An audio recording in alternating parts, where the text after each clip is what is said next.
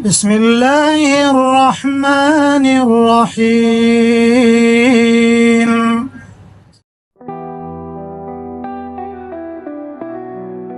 Assalamualaikum warahmatullahi wabarakatuh. Sahabat semua yang dirahmati Allah Ta'ala, selamat datang di channel Saluran Iman, tempat kita berbagi ilmu dan membahas serta mempelajari hal-hal penting untuk kehidupan kita di dunia dan akhirat. Akhir-akhir ini hidup sebagai warga negara Indonesia amat sangat berat dengan begitu masifnya adu domba antar anak bangsa, antar agama dan lain sebagainya. Kita seringkali menemui dan menjumpai tentang adu domba demi kepentingan pihak-pihak tertentu, dan yang lebih mengkhawatirkan adalah melibatkan para buzzer yang tidak mau berpikir bahwa harta yang mereka dapatkan adalah dengan cara haram.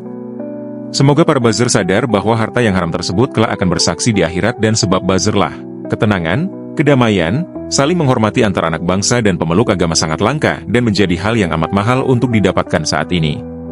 Pada kesempatan pelajaran di video kali ini, kita akan membahas salah satu topik yang sangat penting untuk kita saksikan dan hadapi bersama tentang bahayanya adu domba atau namimah di antara kita sebagai umat Islam dan warga negara dalam kehidupan sehari-hari. Sebelum lanjut, klik like, share dan subscribe agar saudara-saudara kita bisa mengetahui video ini dan mendapatkan manfaatnya juga. Dan sedikit saja kontribusi kita untuk syiar dan dakwah, insya Allah dicatat untuk menjadi catatan amal jariah bagi kita semua. Namimah atau yang sering disebut dengan adu domba adalah perbuatan menyebarkan ucapan atau informasi yang dapat menimbulkan perselisihan atau permusuhan antara dua orang atau lebih.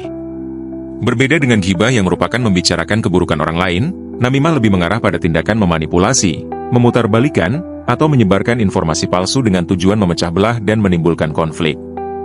Namimah seringkali dilakukan dengan niat untuk mendapatkan keuntungan pribadi, melindungi posisi atau kepentingan tertentu, atau sekadar menciptakan suasana yang penuh ketegangan antara pihak-pihak yang terlibat. Dalam Islam, namimah merupakan dosa besar dan sangat dilarang. Bahkan, tindakan ini bisa merusak hubungan sosial dan mengganggu keharmonisan dalam masyarakat. Ciri-ciri pelaku namimah. Pelaku namimah dapat dikenali melalui beberapa ciri-ciri berikut.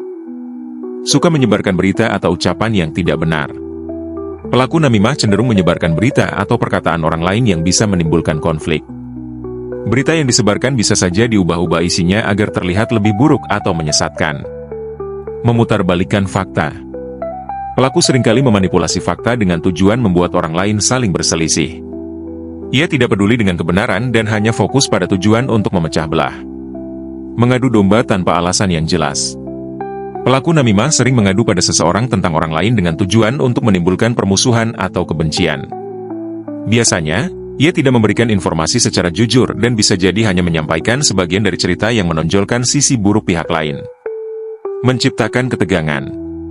Pelaku namimah biasanya suka menciptakan ketegangan antara kelompok, individu, atau komunitas dengan cara menyebarkan gosip atau informasi yang dapat memicu perpecahan.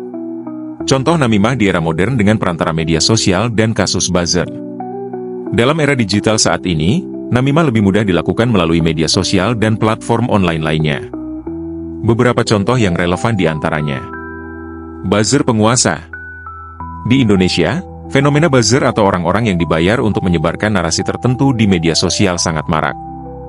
Mereka sering berperan sebagai pihak yang menyebarkan informasi palsu atau berita yang telah diputarbalikkan untuk mendiskreditkan pihak tertentu, memprovokasi masyarakat, atau mendukung kepentingan politik tertentu. Biasanya, para buzzer ini bekerja untuk memecah belah kelompok masyarakat dengan cara adu domba. Komentar dan postingan provokatif. Seringkali, di media sosial terdapat akun-akun yang sengaja menyebarkan komentar provokatif untuk menghasut atau mengadu domba antar pengikut atau kelompok tertentu. Mereka membuat postingan yang menimbulkan ketegangan sosial atau agama, seperti menyebarkan kebencian atau diskriminasi berdasarkan isu politik, ras, atau agama. Pembicaraan terkait isu sensitif. Banyak pengguna media sosial yang sering terlibat dalam pembicaraan mengenai isu-isu sensitif seperti agama, politik, atau sosial dengan tujuan memprovokasi. Mereka tidak peduli dengan dampak dari informasi yang disebarkan, yang penting adalah tujuan untuk mengadu domba atau memperburuk situasi. Penyebaran berita palsu, atau hoax. Selain itu, salah satu bentuk namimah adalah penyebaran berita palsu atau hoax yang tujuannya bukan untuk memberikan informasi yang benar, tetapi untuk memecah belah masyarakat. Hoax seringkali disebarkan dengan cara yang sangat menghasut, dan ini menjadi salah satu cara adu domba yang sangat efektif di dunia maya. Hukum namimah dalam Islam berdasarkan Al-Quran dan Hadis. Namimah merupakan perbuatan yang sangat dilarang dalam Islam. Dalam Al-Quran dan Hadis, terdapat banyak peringatan tentang bahaya dan dosa besar yang terkait dengan namimah. Wahai orang-orang yang beriman, jauhilah banyak dari prasangka atau kecurigaan, sesungguhnya sebagian prasangka itu adalah dosa. Dan janganlah kamu saling mengintip dan janganlah sebagian kamu menghibah sebagian yang lain. Adakah seseorang di antara kamu yang suka memakan daging saudaranya yang sudah mati? Tentulah kamu merasa jijik. Dan bertakwalah kepada Allah. Sesungguhnya Allah Maha Penerima Taubat lagi Maha Penyayang. Surah Al-Hujurat, ayat 12. Meskipun ayat ini lebih berfokus pada ghibah, namun juga memberikan peringatan mengenai tindakan yang dapat merusak keharmonisan antar individu, seperti halnya namimah yang bisa memicu perpecahan.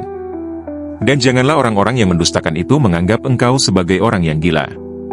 Dan sesungguhnya mereka akan dibalas dengan azab yang pedih. Surah Al-Qalam, ayat 11.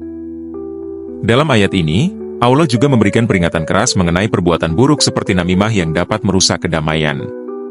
Tidak akan masuk surga orang yang suka mengadu domba. Hadis riwayat Muslim. Hadis ini sangat jelas menyatakan bahwa seseorang yang terlibat dalam namimah tidak akan mendapatkan tempat di surga. Ini menunjukkan betapa besarnya dosa namimah dalam Islam. Sesungguhnya orang yang mengadu domba akan dibalas dengan azab yang pedih. Hadis riwayat Abu Dawud. Hadis ini menegaskan bahwa namimah adalah perbuatan yang akan mendapat balasan azab yang sangat pedih, baik di dunia maupun di akhirat. Sanksi hukum namimah dalam Islam. Sanksi terhadap namimah dalam Islam cukup keras. Beberapa konsekuensi yang dapat timbul akibat melakukan namimah antara lain: sanksi hukuman di dunia, kerusakan sosial dan kehilangan kepercayaan. Pelaku namimah, termasuk buzzer yang menyebarkan informasi palsu atau mengadu domba untuk kepentingan pribadi atau kelompok, akan kehilangan kepercayaan dari masyarakat. Mereka akan dijauhi dan dipandang buruk oleh orang lain, yang bisa berakibat pada kerusakan hubungan sosial, profesional, dan reputasi mereka. Dalam masyarakat yang menerapkan norma Islam, seorang pelaku namimah akan sulit untuk mendapatkan dukungan atau posisi yang baik karena dianggap sebagai orang yang tidak dapat dipercaya. Penghukuman negara. Dalam negara yang menerapkan hukum Islam atau hukum yang berbasis pada nilai-nilai moral Islam, seorang buzzer yang melakukan namimah atau adu domba dengan tujuan merusak persatuan masyarakat atau menghasut konflik dapat dikenakan hukuman oleh negara. Misalnya, jika aktivitas mereka menyebarkan kebencian atau fitnah dapat menyebabkan kerusuhan atau konflik sosial, mereka bisa dikenai sanksi hukum yang sesuai dengan hukum yang berlaku. Namun, di negara-negara dengan sistem hukum yang tidak berbasis pada syariat Islam, meskipun hukum negara tidak secara langsung mengatur tentang dosa namimah, mereka tetap dapat dijerat dengan hukum mengenai penyebaran berita bohong, atau hoax, fitnah, atau ujaran kebencian yang dapat dikenakan sanksi pidana. Sanksi hukuman di akhirat. Dalam Islam, setiap perbuatan buruk yang dilakukan oleh seseorang, terutama yang menyangkut kehormatan dan hubungan antar manusia, akan mendapatkan balasan yang setimpal di akhirat. Pelaku namimah, yang berusaha memecah belah masyarakat atau individu demi keuntungan pribadi, akan menerima hukuman berat dari Allah Ta'ala. Azab yang pedih. Allah Subhanahu wa Ta'ala berfirman dalam Al-Quran mengenai orang yang menyebarkan fitnah dan melakukan namimah. Dan janganlah orang-orang yang mendustakan itu menganggap engkau sebagai orang yang gila. Dan sesungguhnya mereka akan dibalas dengan azab yang pedih. Surah Al-Qalam, ayat 11. Ini adalah peringatan keras bahwa orang yang melakukan perbuatan buruk, termasuk menyebarkan kebohongan dan fitnah, akan mendapatkan balasan yang sangat pedih di akhirat. Tidak masuk surga. Rasulullah Shallallahu Alaihi Wasallam bersabda mengenai pelaku namimah. Tidak akan masuk surga orang yang suka mengadu domba. Hadis riwayat Muslim. Hadis ini dengan tegas menyatakan bahwa pelaku namimah tidak akan masuk surga, yang menunjukkan betapa beratnya dosa ini. Seseorang yang melakukan namimah untuk memecah belah orang lain atau menciptakan kerusuhan akan menghadapi hukuman yang sangat berat di akhirat. Kehilangan pahala. Selain mendapatkan hukuman, pelaku namimah juga akan kehilangan pahala-pahala kebaikannya. Rasulullah Shallallahu Alaihi Wasallam bersabda dalam hadis lainnya, sesungguhnya orang yang mengadu domba akan dibalas dengan azab yang pedih. Hadis riwayat Abu Dawud. Ini menunjukkan bahwa tindakan menyebarkan kebencian dan perpecahan tidak hanya mendatangkan azab, tetapi juga merusak amal ibadah yang sudah dilakukan sebelumnya. Harta yang diperoleh dengan cara yang tidak halal oleh para buzzer. Harta yang diperoleh dengan cara tidak halal, seperti dengan menyebarkan fitnah atau adu domba demi mendapatkan imbalan, juga akan mendapatkan balasan yang buruk di dunia dan akhirat. Harta yang tidak diberkahi. Dalam Islam, harta yang diperoleh dengan cara tidak halal, seperti melalui namimah atau fitnah, akan menjadi harta yang tidak diberkahi oleh Allah. Allah Subhanahu wa Ta'ala berfirman dalam Al-Quran, "Dan janganlah kamu makan harta sesama kamu dengan jalan yang batil, dan janganlah kamu menyuap dengan jalan yang dapat membawa dosa kepada penguasa, padahal kamu mengetahui." Surah Al-Baqarah, ayat 188.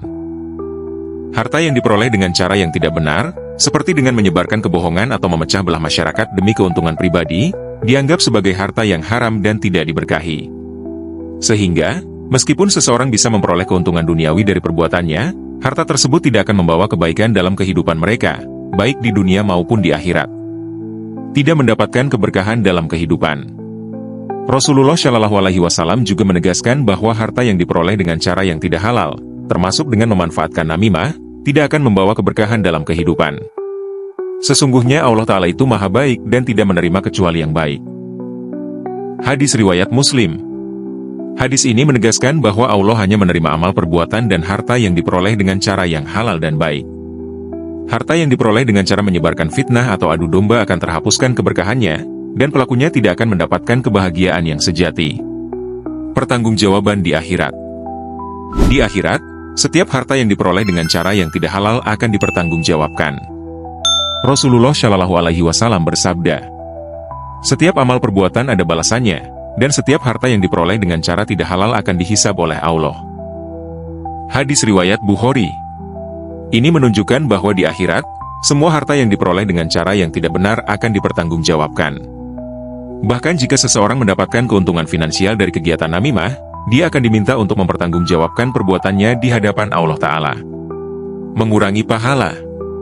Pelaku namimah akan kehilangan pahala amal baiknya, sementara orang yang menjadi korban dari namimah tersebut akan mendapatkan pahala dari amal orang yang menyebarkan fitnah. Rujukan Kitab Tanbihul Ghafilin. Dalam Kitab Tanbihul Ghafilin, kita diingatkan bahwa namimah adalah salah satu penyakit hati yang dapat merusak hubungan antar sesama. Kitab ini menekankan pentingnya menjaga lisan dan berusaha untuk selalu berbicara dengan niat yang baik. Namimah dianggap sebagai dosa yang bisa merusak ketenangan batin dan memisahkan hubungan persaudaraan.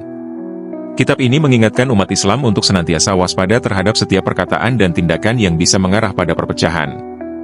Namimah atau adu domba adalah salah satu dosa besar dalam Islam yang dapat merusak hubungan antar individu, masyarakat, dan bahkan negara. Di era modern ini, media sosial menjadi sarana yang sangat efektif untuk melakukan namimah, baik dalam bentuk penyebaran hoaks, provokasi, atau manipulasi informasi. Oleh karena itu, sebagai umat Islam, kita harus selalu berhati-hati dalam berbicara dan memastikan bahwa setiap perkataan yang kita sampaikan tidak menimbulkan perpecahan. Insya Allah kita semua dijauhkan dari perbuatan namimah dan senantiasa dilindungi oleh Allah Ta'ala. Sahabat semua yang dirahmati Allah Ta'ala, demikianlah pelajaran kita kali ini mengenai sifat, ciri dan sanksi akan perbuatan namimah atau adu domba yang tidak hanya akan merugikan diri kita sendiri, melainkan merugikan banyak pihak.